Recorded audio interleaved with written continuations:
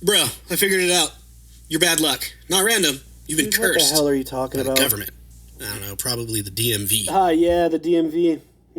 Ancient headquarters of dark magic, where the sorcery is I'm so telling you, it's strong. real, The bro. number is still 482, even though they've called 17. Don't joke, dude. Every time the Wi-Fi drops, that's the Illuminati tapping in your brainwaves. I've seen the diagrams. Diagrams? You mean those napkins you draw pyramids on while you're waiting for your mom to pick you up? Hey, those napkins are classified. And another thing, they put the secret frequencies in microwaves. Microwaves? Microwaves, dude. What makes you think that? Dude, isn't it obvious? That's why Hot Pockets explode. It's a test run for mind control. No, it's not, dude. It's because you hit 4 minutes instead of 40 seconds. You've single-handedly proven that evolution works Whatever, backwards. dude. Call me crazy. Oh, don't worry. I already did, twice, on air. Whatever, dude. You'll see. The moon's gonna flicker one day, and I'll be right. Yeah, and when it does, I'll buy you a ladder so you can go and change the light bulb.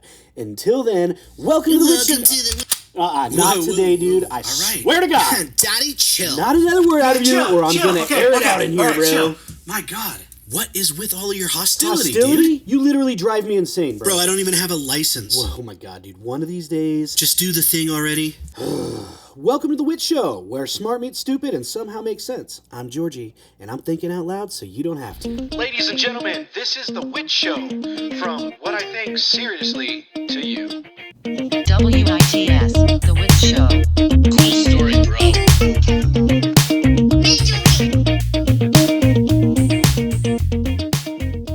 Ladies and gentlemen, thank you so much for joining me again, back on The Wit Show.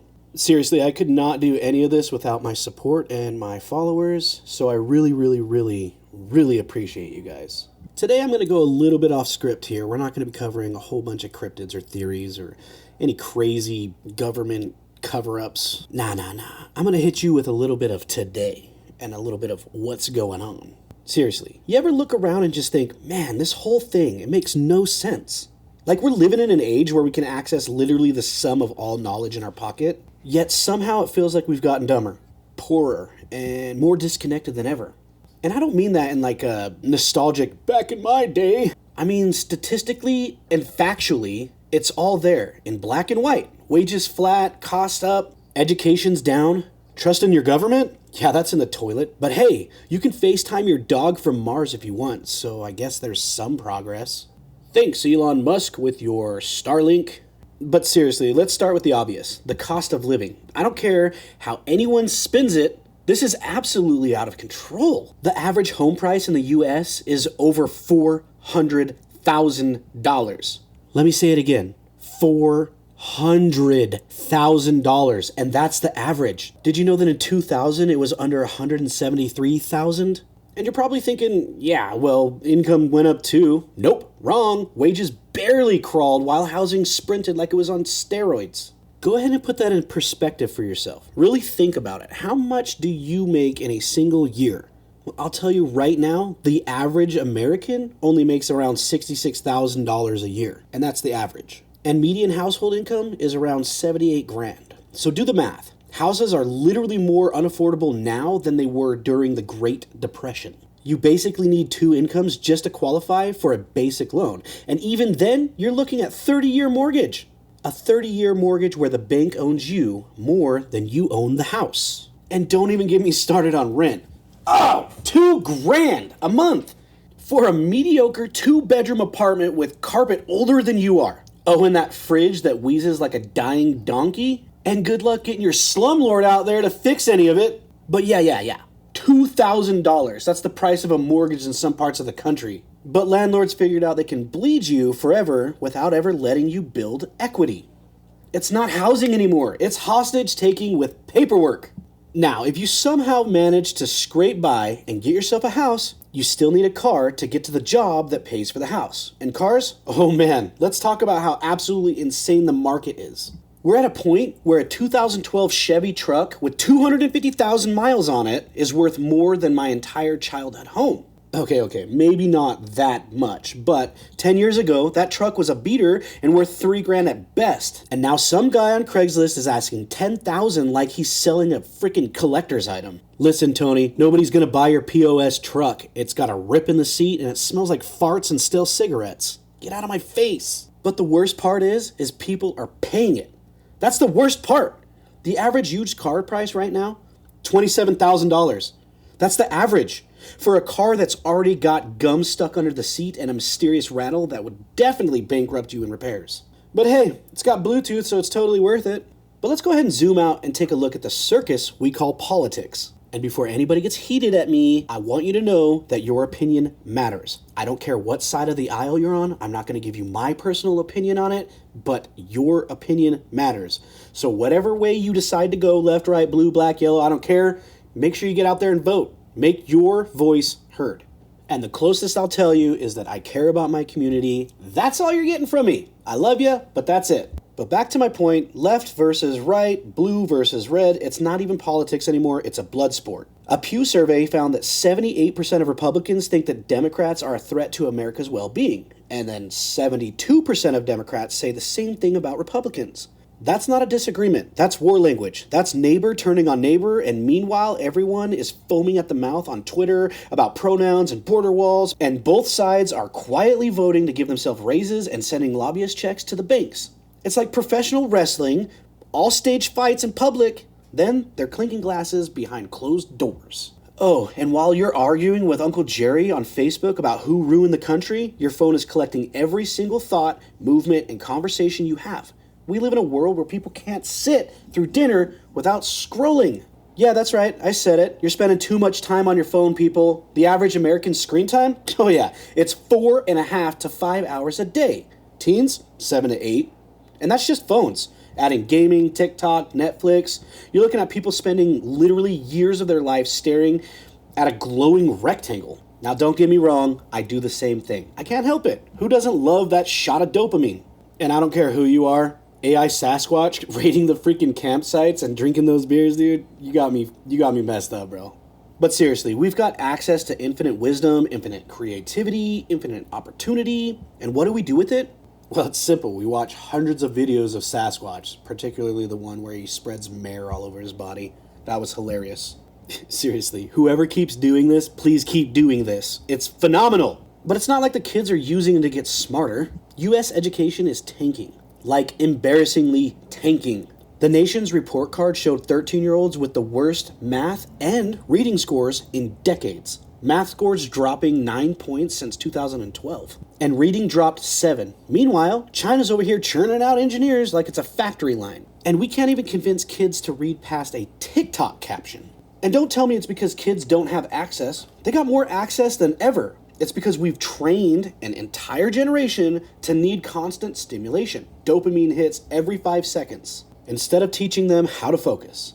And then we act surprised when they can't even pass a basic algebra test. Now let's talk about the cherry on top of this capitalist sundae. Oh yeah, boys and girls, that's right. Corporate profits. During COVID, S&P 500 companies made record profits. $2.5 trillion in 2021 alone. $2.5 trillion with a T in profits. And yet somehow, magically, prices went up for you. Yeah, shrinkflation became the new normal. Remember when a bag of chips was full? Now it's half air and half broken dreams. And cereal boxes that used to last weeks now barely get you through 3 bowls. Toilet paper rolls are basically travel size now. And the kicker? Yeah, they charge you more for the privilege of less. Companies blame supply chains, inflation, and labor shortages. But if that were the case, explain the record profits. Go ahead and explain the yachts that CEOs bought in the same year they told you to tighten your belts. Spoiler, the system's not broken, it's working perfectly. For them. And here's the part that drives me absolutely insane. People still defend the system like it's scared. Like capitalism is the holy grail, untouchable, perfect, best system we've got. Of course they say this while they can't even afford dental checkups without selling a kidney. Everything is a money grab now. Nothing exists just to exist anymore. It all has to be monetized. Your hobbies, subscriptions. Your car, subscriptions. Hell, even your fridge is probably trying to charge you a monthly fee just to keep your milk cold. Late-stage capitalism isn't an economic system anymore. It's a hostage negotiation. Think about food for a second. Go to the grocery store and try not to cry. Eggs hit $6-7 a dozen not too long ago. Meat? Forget about it. Unless you're ready to refinance your house. And the shrinkflation? Don't even get me started again. Candy bars that look like they went on a diet. Chip bags puffed up like some kind of a parade balloon. Oh yeah, and that's family size. Boxes that wouldn't feed a family of squirrels. Meanwhile, every company's profit sheets look like a rocket ship to the moon. If you want to understand the scam, just look at this. Prices went up, product size went down, but profits went up. It's a magic trick. Oh, and the rabbit they pulled out of the hat? That wasn't a rabbit. That was your wallet. Surprise, surprise. Now here's where it all connects. That's right. What kind of witch show would this be without a little bit of conspiracy? I'm sorry for yelling at you. I didn't mean it. I'm just kidding. I totally meant it because it's not just about money. It's about control. We're glued to our phones, numbing ourselves with dopamine, while corporations bleed us dry, one shrinkflated product at a time. Education collapses so people don't know how to critically think or question it. Politics become a circus to keep you distracted, and while you're busy arguing about your neighbor's bumper sticker, CEOs are moving numbers on spreadsheets that determine whether you can afford groceries next week. And what's wild is we've normalized it. Like people just shrug it off and say, well, that's the way it is. No, that's not the way it has to be. We've just been trained to believe that there's no alternative. The system gaslights us. You get told, work hard and you'll succeed. But you are working hard and you're barely scraping by. You did everything right. You went to school, you got the degree, you got a job, and yet you're drowning in debt, rent, bills, car payments, health insurance premiums that cost more than your rent. And if you complain, you're told you're lazy and entitled. Nah, you're not entitled, you're exhausted. I'm exhausted. Oh, and when people start realizing how rigged it all is, instead of fixing it, the system gives us scapegoats. It's always, it's their fault. Immigrants, boomers, millennials, Gen Z, Democrats, Republicans, pick your poison. As long as we're busy fighting each other, we're not fighting the actual monster in the room.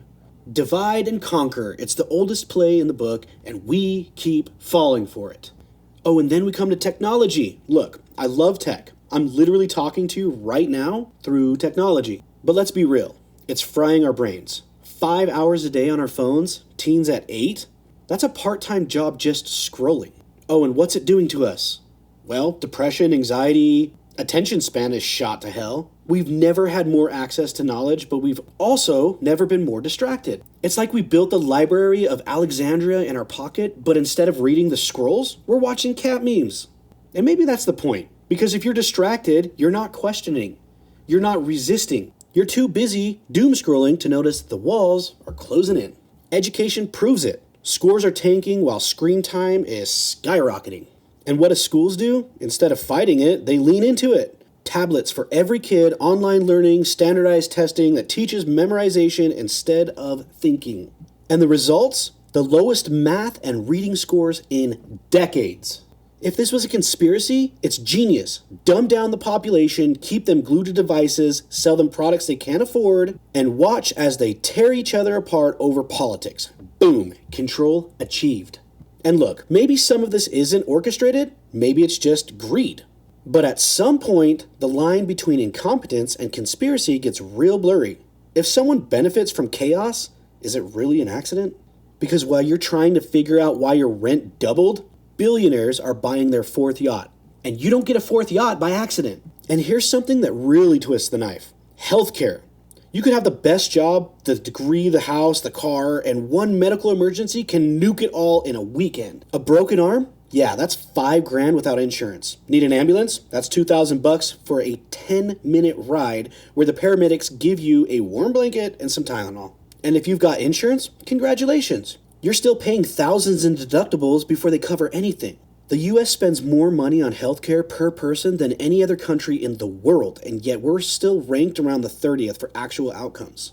30. That means you're paying first-class ticket prices for coach seats in the back of a plane next to the bathroom. But hey, privatized healthcare.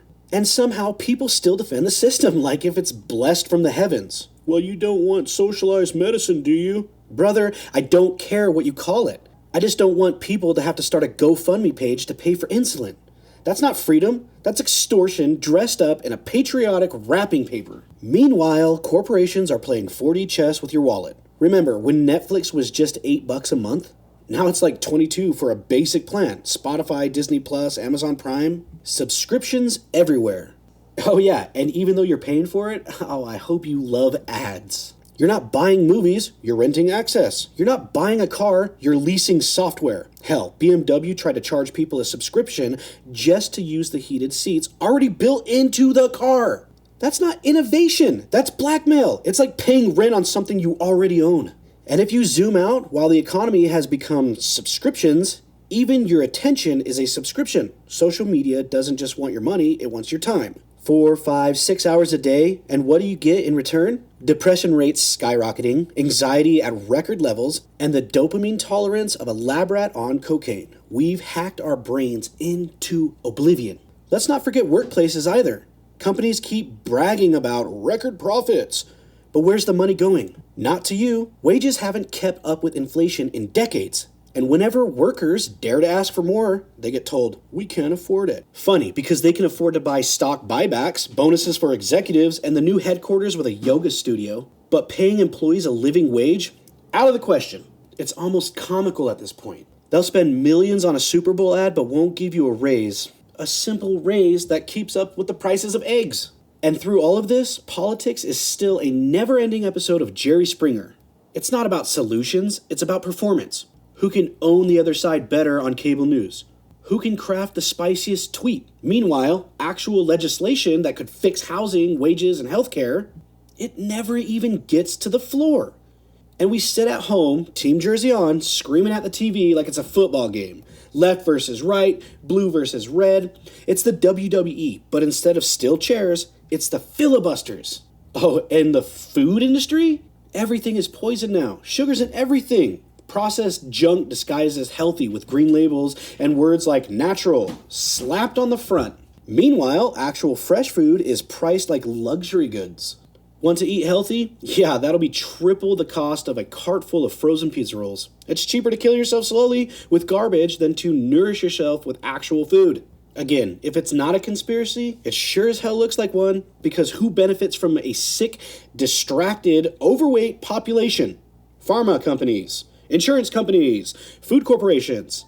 It's a whole ecosystem of profit built on human misery. And then education again, because I can't let this one go. We've got kids drowning in debt for college degrees that don't even guarantee jobs anymore. Tuition has gone up more than 200% since the 90s, but wages haven't followed. We've turned learning into a lifelong debt sentence. And it's not just higher ed. The basics are collapsing too. Math, reading, science scores, it's all free fall. Other countries are lapping us while we're arguing about banning books. We don't have an education system anymore. We have a political football field where kids are the ball. So here we are. You're broke, stressed, overworked, underpaid, glued to your phones, drowning in subscriptions, and praying you don't get sick because that's the game and it's over. And what's the advice you get? Grind harder, work smarter, pull yourself up by your bootstraps, buddy! I can't even afford the boots anymore. Seriously, I actually really do need a new pair of boots because mine are starting to fall the hell apart. I can't afford more! And you know what's really messed up? We've normalized it. We've accepted it. We tell each other, that's life, like it's some unavoidable law of physics. But life isn't supposed to be like this. It's exhausting. Life isn't supposed to be a 24/7 anxiety attack where you're one paycheck away from a disaster. We've been tricked into thinking that survival mode is normal, and the more I think about it, the more I realize maybe that's the point. A population that's just barely scraping by doesn't have the energy to rebel. It doesn't have the energy to question. It doesn't have the energy to dream about something that's so much better. You ever notice how the goalpost keeps moving? Like every generation is told, if you just do this, you'll be set. Our parents were told, buy a house, you'll be secure. Our generation, go to college, you'll get an even better job. Now kids are told, learn to code, be an entrepreneur, start a side hustle. And every time people chase the goal, the system moves it again. Houses become unaffordable, degrees become debt traps.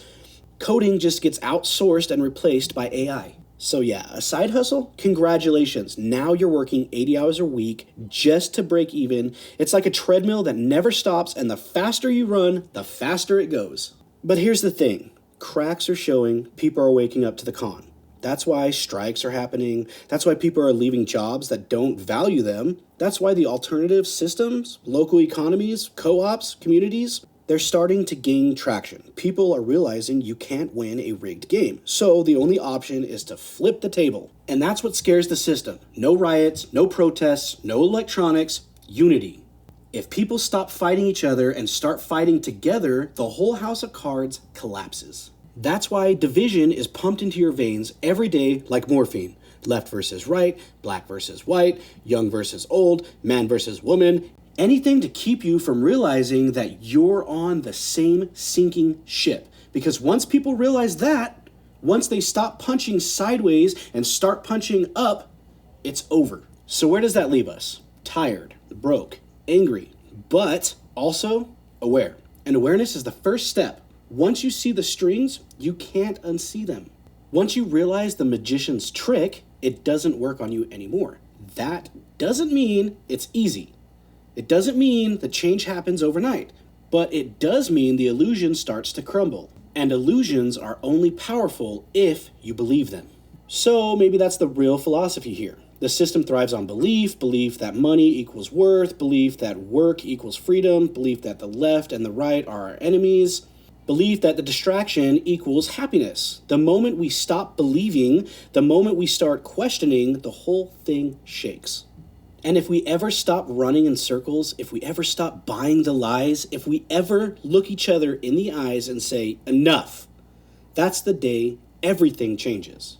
Until then, we rant, we question, we shine light where they want shadows, because sometimes the only way to fight madness is to call it out and to refuse to play along, to say, I see you, I know what you're doing, and I'm not buying it anymore. And that's what this show is for. Not answers, not solutions, but perspective.